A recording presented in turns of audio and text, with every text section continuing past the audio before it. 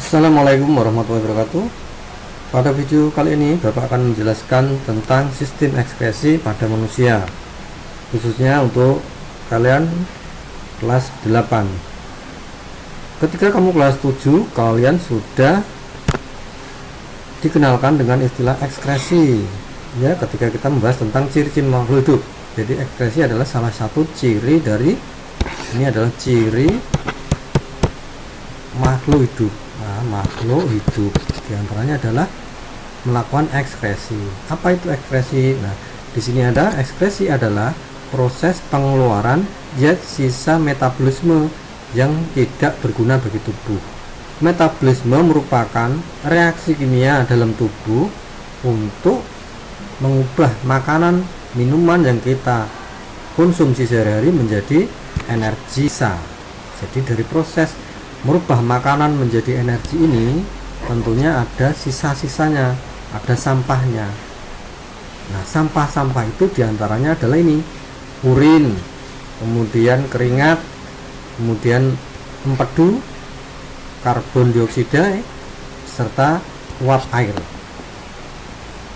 Nah, kenapa zat sisa itu harus dibuang? Nah, kita ibaratkan zat sisa itu adalah sampah, sehingga harus dikeluarkan, karena kalau tidak ini dapat meracuni tubuh kita ya.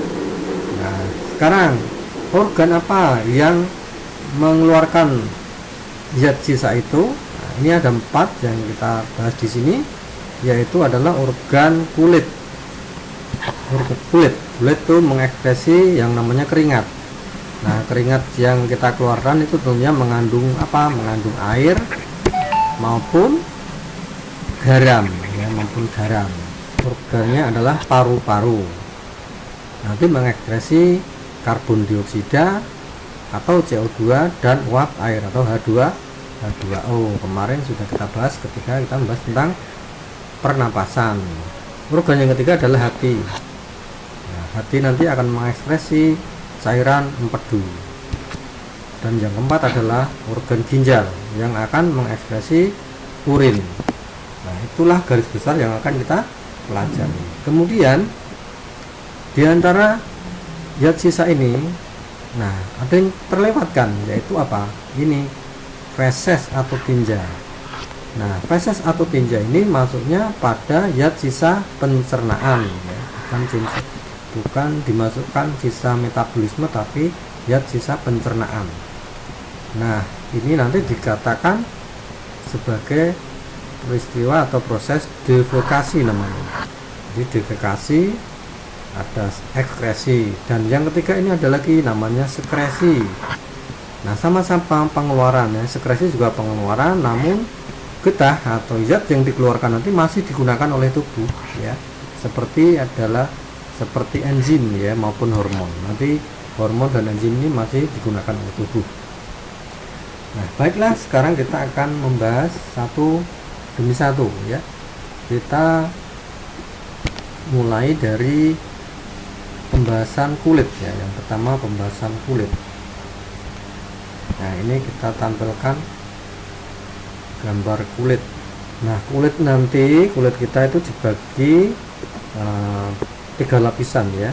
Ini lapisan yang pertama epidermis atau kulit ari, yang kedua adalah lapisan dermis, yang ketiga adalah lapisan jaringan ikat bawah kulit atau hipodermis ya. Di sini digambarkan ini epidermis yang ini ya bagiannya, kemudian yang dermis itu ini wilayahnya kebablasan ya, kemudian yang hipodermis ini batasnya ya. Nah, jadi paling tebal itu lapisan dermis atau lapisan kulit jangat. Lapisan kulit ari atau epidermis itu ada dua, yaitu lapisan tanduk atau yang merupakan atau yang terdiri dari sel yang mati ya, sel yang mati yang mudah mengelupas. Kemudian yang kedua adalah bagian atau lapisan Malpighi, yang ini juga termasuk dalam epidermis, namun ini sudah mendapatkan darah ya dari pembuluh kapiler, dan di lapisan inilah mengandung pigmen warna yang sehingga lapisan ini memberi warna kulit ya. Jadi di sini ya, ini yang malpighi yang atasnya ini tentunya yang lapisan tanduk. Ini berarti yang A, dan ini yang B. Nah, oke, sekarang lapisan bawahnya ya, lapisan bawahnya. Jadi lapisan ini, apa saja di lapisan ini? Nah, di sini ada beberapa banyak ya bagian-bagian yang ada di lapisan ini. Yang pertama adalah ujung saraf. Di sini ada jaringan-jaringan saraf ya, ini ya jaringan-jaringan saraf. Yang tentunya saraf ada peraba, ada perasa panas, perasa dingin, perasa nyeri, itu ada di bagian ini. Kemudian ada juga kelenjar keringat juga ada di sini. Yang kelenjar keringat kita lihat di sini yang gambarnya seperti ini ya, kelenjar keringat ya, seperti ini ya. Ini kelenjar keringat ada di sini. Jadi keringat kulit kita, pori-pori kita mengeluarkan keringat itu asalnya dari bagian ini ya, keluar. Ya. Kemudian ada lagi pembuluh kapiler. Pembuluh kapiler tentunya ini yang menyalurkan darah ya, pembuluh kapiler. Ya, di sini ada juga pembuluh kapiler. Kemudian akar rambut. Jadi rambut kita yang pada kulit kita, kepala kita itu akarnya berada di lapisan dermis ya. Ini akar rambutnya di sini. Berikutnya yaitu kelenjar minyak. Kelenjar minyak juga ada di lapisan ini. Nah, kelenjar minyak mana ini ya? Kelenjar minyak bentuknya seperti ini ya. Nah, ini ya. Jadi kamu bisa membedakan nanti bagian yang kelenjar minyak yang mana bentuknya seperti apa, kelenjar keringat seperti apa, akar rambut yang mana, kemudian jaringan saraf yang seperti apa. Kita lanjutkan yang ketiga. Lapisan yang ketiga adalah lapisan hipodermis. Jadi yang ini hipodermis adalah lapisan yang warna kuning juga. Nah, kuning ini bagi lemaknya ya, lapisan lemak. Fungsinya adalah untuk cadangan energi maupun untuk menahan panas tubuh. Fungsinya kulit apa saja? Kita lihat yang nomor A, yang pertama adalah untuk melindungi tubuh ya, jelas dengan adanya kulit ya, tubuh kita dapat terlindungi baik dari kerusakan fisik, biologi maupun radiasi ultraviolet.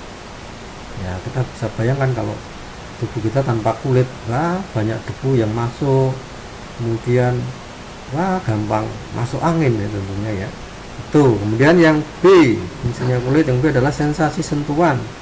Jadi tangan kita bisa merasakan sakit, bisa merasakan panas, dingin, itu di bagian kulit ya. Jadi fungsinya untuk sensasi sentuhan. Yang C, fungsinya adalah mengatur suhu ya, mengatur suhu tubuh.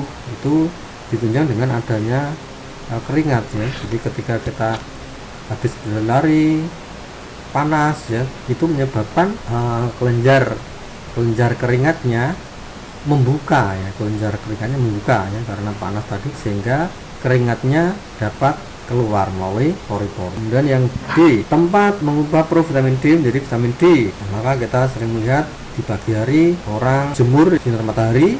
Nah, ini tujuannya adalah supaya terjadi perubahan provitamin D menjadi vitamin. Kemudian yang E, tempat pengeluaran keringat. Organ berikutnya adalah paru-paru. Paru-paru sudah dijelaskan pada bab sebelumnya tentang pernapasan. Nah, kita di sini hanya intinya pada proses ekskresi CO2-nya. Nah, CO2 yang dikeluarkan oleh paru-paru, jadi ini bagian-bagiannya sudah jelas ya. Jadi mulai dari hidung, kemudian trakea, kemudian bronkus bercabang-cabang jadi bronchiolus ya. Kemudian sampailah pada alveolus ya. Ini alveolusnya yang seperti buah anggur ini ya. Di dalam alveolus ini terjadi pertukaran CO2 dan O2. Nah, jadi ketika kita mengambil oksigen dari luar, ini oksigen masuk ya, ini oksigen masuk, misalkan oksigen masuk sampai ke alveolus ya. Alveolus di sini oksigen baru kita ambil dari luar yang masuk ke alveolus. Maka oksigen yang masuk ke alveolus ini nanti akan berdifusi dengan CO2 yang ada di pembuluh kapiler ya. CO2 di sini akan bertukar. Nah, dari mana CO2 yang ada di sini? Nah, kita tahu jantung kita ya, jantung ini kita gambarkan misalnya jantung. Jantung ketika memompa darah itu kan membawa O2, membawa oksigen ke seluruh tubuh. Nah, kemudian dari tubuh oksigennya kan diberikan pada sel-sel. Nah, sel yang sudah melakukan respirasi akan memberikan CO2, sehingga di sini juga terjadi pertukaran di sel ya, di dalam sel ya, di dalam sel tubuh. Dalam sel tubuh terjadi pertukaran O2 dan CO2. Pembuluh darah memberikan O2, sel memberikan CO2, sehingga setelah dari tubuh, pembuluh darah ini membawa CO2 menuju ke jantung. CO2 yang ada dalam darah ya, darah yang mengandung CO2 tadi ini akan menuju ke paru-paru. Jadi ini dari sini akan menuju ke paru-paru. Ini paru-paru ya, paru-paru. Nah, paru-paru. Jadi pembuluh darah yang banyak mengandung CO2 ini menuju ke paru-paru.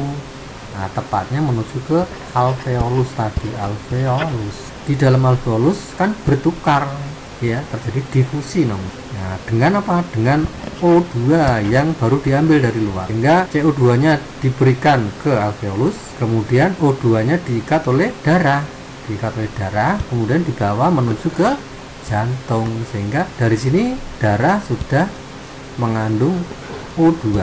Nah, itu ya.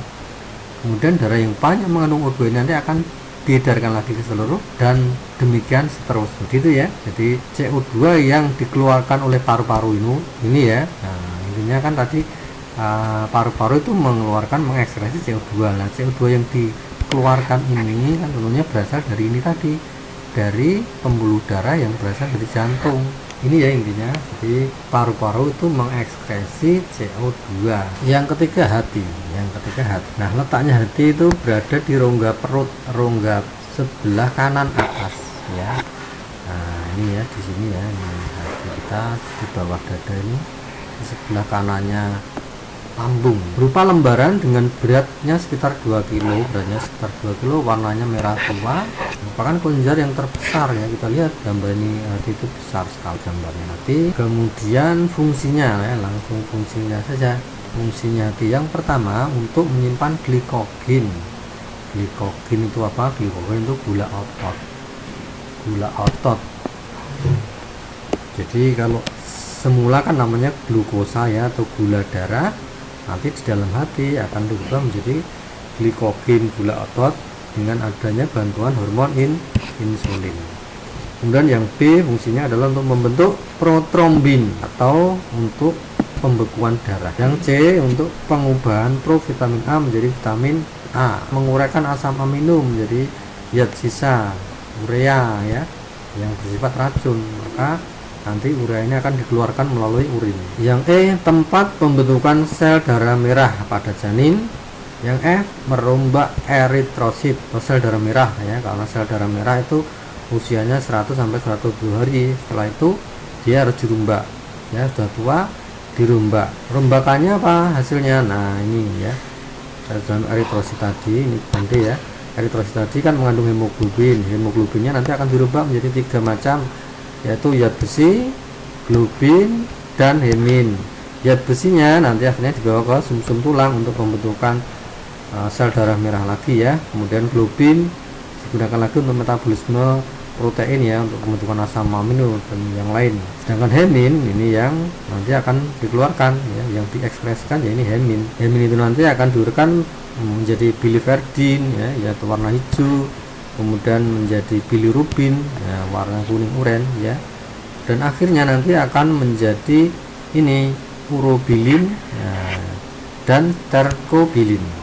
Urobilin itu zat warna urin ya, sedangkan sterkobilin zat warna feses. Sekarang yang berikutnya yaitu menghasilkan cairan empedu yang mengandung air, asam empedu, garam empedu, kolesterol, fosfolipid, zat warna empedu, dan beberapa ion.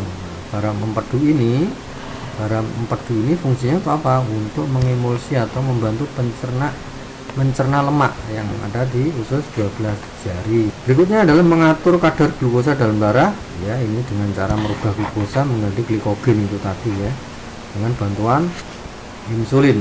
Yang berikutnya menghancurkan zat beracun bakteri dalam darah.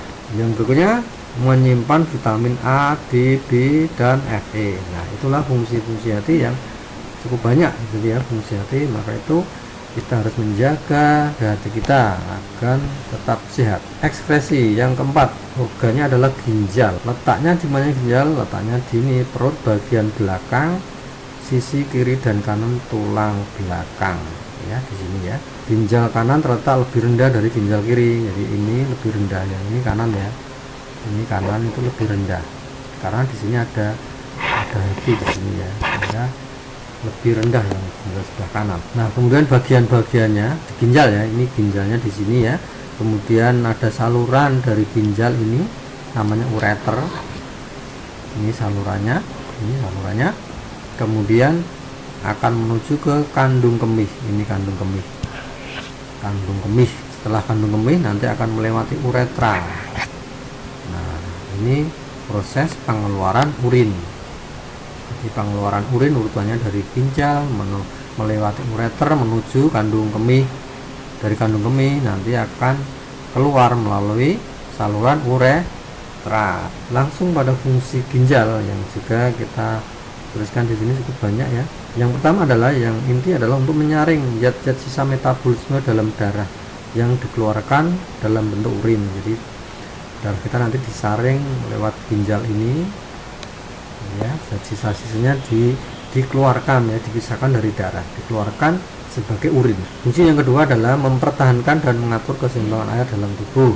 Yang ketiga, menjaga tekanan osmosis dengan cara mengatur konsentrasi garam dalam tubuh. Yang keempat, mempertahankan keseimbangan kadar asam basa dengan cara mengeluarkan kelebihan asam atau basa melalui urin.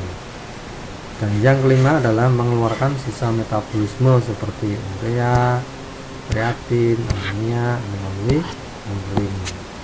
Itulah fungsi ginjal.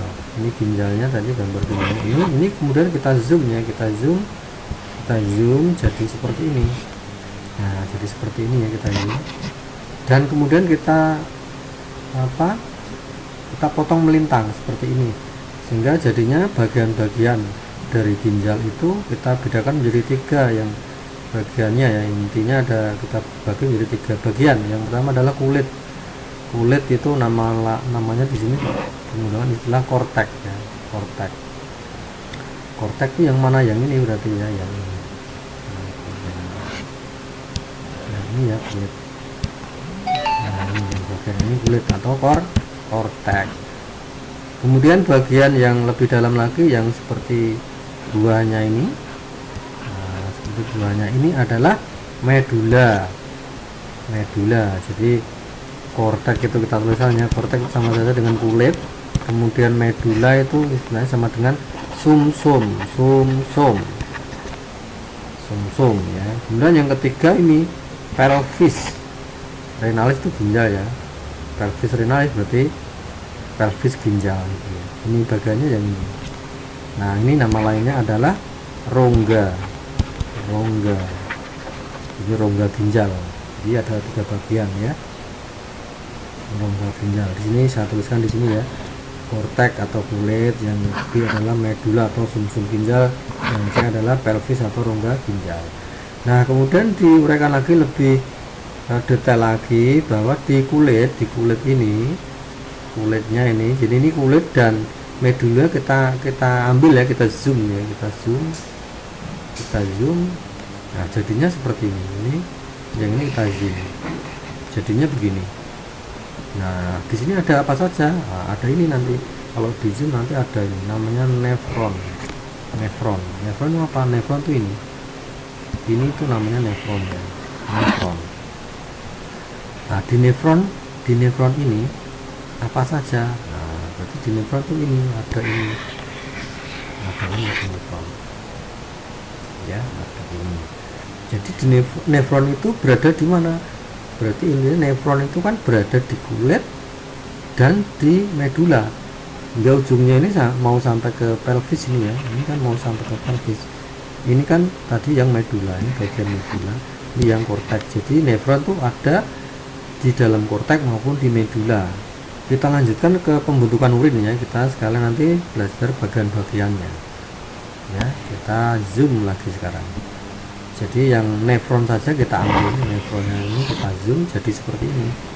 Jadi ini ya, nah, nefronnya kalau di zoom seperti ini. Nah, proses pembentukan urin itu terjadi di sini ya, terjadi di sini. Bagaimana urutannya? Nah, urutannya kita bedakan menjadi 3 tahap juga. Tahap yang pertama adalah tahap filtrasi atau penyaringan. Tahap yang kedua adalah tahap reabsorpsi atau penyerapan, dan tahap yang ketiga adalah tahap augmentasi atau sekresi. Ya, jadi kita sudah mengenal istilah sekresi ya, pengeluaran zat ya, maksudnya pengeluaran tapi dimasukkan ke urin sekunder ya nanti ya. Oke, kita bahas satu yang filtrasi atau penyaringan. Dimulai dari sini ya, dimulai dari sini darah masuk, darahnya berarti mengandung sisa-sisa metabolisme ya, masuk ke sini, masuk ke bagian ini kan, bagian yang ini itu namanya glomerulus ini ya, glomerulus. Ini tempat penyaringan terjadi di glomerulus ini ya. Nah, glomerulus ini terdapat di dalam ini. Nah, ini wadahnya glomerulus namanya apa? Namanya ini kapsula Bowman. Ya. Nah, kapsula Bowman. Jadi di glomerulus ini terjadi apa? Terjadi penyaringan, proses penyaringan. Dari penyaringan darah ini nanti akan menghasilkan ya, ini akan menghasilkan di sini menghasilkan namanya urin primer ini ya, menghasilkan urin primer ya, menghasilkan urin primer. Jadi kita ulangi, tadi bahannya adalah darah disaring ya, ini berarti saringnya atau filtrasi di sini ya, filtrasi. Nah, disaring di mana? Di glomerulus. Hasilnya apa? Urin primer. Nah, ini proses yang pertama. Urin primer itu terdiri apa? Mengandung apa? Urin primernya berarti tadi kan sudah disaring, darahnya sudah dipisahkan ya. Dipisahkan, termasuk proteinnya sudah tidak bisa masuk ya, tidak bisa ikut bersama ini ya. Jadi sudah disaring protein, dan darahnya tinggal ya, masih bersama itu ya, bersama darah. Nah, yang hasil penyaringan urin primernya itu mengandung ini: air, garam, bilirubin, biliverdin, asam urat, karbonat ya, dan karbonat, sisa vitamin, obat-obatan, glukosa, asam amino, urea. Masih mengenai ini masih ada sisa proteinnya ya, walaupun ada pecahan-pecahan dari protein, masih ada yang kecil ya, masih bisa lolos. Nah, masih bisa lolos sehingga sampai di dalam perjalanannya, jadi urin primer nanti akan menuju ke bagian ini. Bentar saya kasih headlight. Nah, oke, bagian ini sekarang urin primernya masuk ke bagian ini yang kuning. Jadi urin primer menuju yang bagian yang kuning ini. Oke, nah bagian kuning inilah yang merupakan yang kita beri nama nanti bulus contortus proximal. Nah, disingkat TKP, tubulus contortus proximal ini ya. Jadi masuk ke tahap reabsorpsi. Nah, jadi urin primer yang mengandung banyak ini masih harus diserap, makanya namanya reabsorpsi, penyerapan. Gimana penyerapannya di sini? Di sini penyerapannya namanya TKP ya. Nah, TKP diserap. Yang diserap apanya? Nah, ini kan masih ada zat-zat yang perlu diserap lagi, asam amino, glukosa, memang perlu diserap. Kalau dibuang bersama urin kan eman-eman, jadi harus diserap lagi. Urin primer yang masih berguna seperti air, garam mineral, glukosa, asam amino diserap ya, diserap. Nah, tempat penyerapannya tadi apa? TKP, tubulus contortus proximal. Nah, hasilnya apa? Hasilnya nanti setelah diserap nanti akan menghasilkan lagi namanya urin sekunder. Jadi kita beri tanda ya biar jelas bedanya. Yang ini tadi misalkan urin sekunder primer ya. Kemudian yang di sini hasilnya misalkan urin sekunder. Itu ya. Nah, urin sekunder berarti mengandung apa? Nah, urin sekunder ini ya, urin sekunder terdiri dari masih mengandung air, garam juga masih ada, zat warna empedu masih ada, asam urat masih, ion bikarbonat, sisa vitamin dan obat-obatan, urea ya ada di urin sekunder. Nah, di sini sudah tidak mengandung apa? sudah tidak mengandung glukosa, tidak mengandung glukosa, nggak ada ya. Asam amino juga sudah tidak ada ya, proteinnya ini nggak ada, jadi itu ya sudah tidak ada glukosanya. Kemudian dari urin sekunder ini akan bergerak lagi melewati ini, lewat yang lengkung ini, ini namanya lengkung Henle, melewati bagian yang melengkung ini, kemudian menuju ke bagian atasnya kita kasih warna hijau ya, misalkan hijau. Nah, menuju ke sini, menuju ke ini. Nah, menuju ke sini, urin sekundernya masuk ke sini. Nah, diapakan di sini? Nah, urin sekunder yang mengandung ini,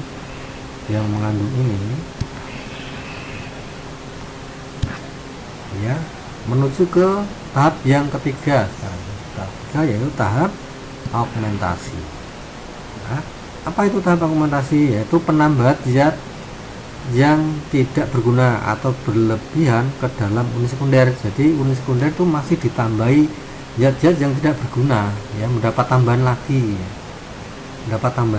Tambahannya apa ya? Zat-zat yang tidak berguna, misalkan vitamin, misalnya habis minum obat misalkan ya, dan zat-zat lain tentunya ya yang sudah tidak digunakan ya, zat yang lain ditambahkan ke urin sekunder sehingga urin sekunder jadilah lengkap berisi zat-zat yang memang tidak digunakan oleh tubuh.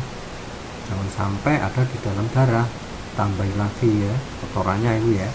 Nah, seperti itu.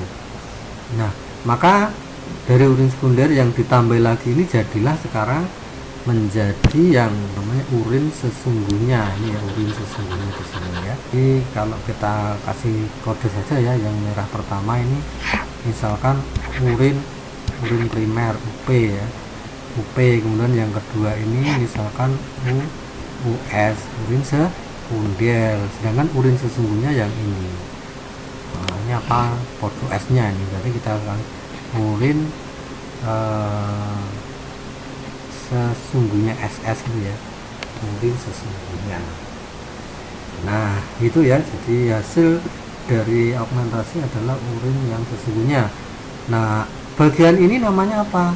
Bagian tempat augmentasi ini namanya adalah TKD, tubulus contortus distal ya, ini disingkat TKD, disingkat dengan TKD. Kalau yang ini tadi TKP, kalau yang ini terjadi di glomerulus. Oke ya, jadi dari TKD ini akan menjadi yang namanya urin sesungguhnya. Ini ya, urin sesungguhnya. Berarti urin sesungguhnya mengandung apa? Nah, ini mengandung ion amonium, ion kreatinin, buangan dari kontraksi otot ya, antibiotik, obat-obat lain yang tidak berguna. Ini kandungan dari urin. Jadi sudah tidak mengandung apa? Sudah tidak mengandung asam amino, tidak ya, tidak mengandung asam amino, tidak mengandung apalagi glukosa, nggak ada. Jadi glukosanya sudah nggak ada, jadi itu ya, jadi glukosa yang nggak ada, protein atau asam amino juga nggak ada. Nah, itu ya urin kita. Kalau sampai urinnya masih mengandung glukosa, masih mengandung protein, berarti ada yang bermasalah. Berarti gampangannya itu saringannya bocor gitu ya, saringannya bocor. Jadi ibaratnya kamu nyaring jolo ikan, terus kok malah ikannya merojol terus ya, berarti saringannya yang rusak kan gitu. Ini juga begitu, ini sudah disaring proteinnya, glukosanya sudah disaring, kok masih bocor, masih terbuang gitu ya, berarti rusak saringannya. Jadi artinya ginjalnya ada yang bermasalah. Nah, nanti ada kelainan-kelainan. Kalau ada glukosanya namanya penyakit apa, kalau ada proteinnya namanya penyakit apa, ada ya. Nanti termasuk dalam kriteria kelainan ginjal ya, atau penyakit pada ginjal ya, kita sering mendengar itu ya. Nah, baik, nanti kita bahas dengan kelainan atau penyakit-penyakit pada ginjal. Setelah menjadi urin sekunder, maka urin sekunder ini akan masuk ke bagian ini. Nah, bagian ini namanya adalah TK. Ya, TK itu tubulus kolektivus, pengumpul. Kolektif itu kan pengumpul. Ini banyak cabangnya. Ini nefron kan jumlahnya jutaan ya. Jadi ini cabang-cabang dari nefron lain. Semuanya ngumpul di TK. Nah, dari tubulus kolektivus nanti akan menuju kemana? Nah, ini kan menuju ke rongga ginjal, pelvis ya, menuju ke pelvis. Nah, ini kan di bagian medula atau masih, nah ini menuju ke bagian pelvis. Nanti di pelvis atau rongga ginjal itu disimpan sementara ya. Jadi kalau kita lihat gambarnya, pelvisnya di mana? Nah, ini tuh ya. Tadi kan masuk ke pelvis kan, ini pelvis. Jadi masuk ke sini ditampung sementara di sini urinnya.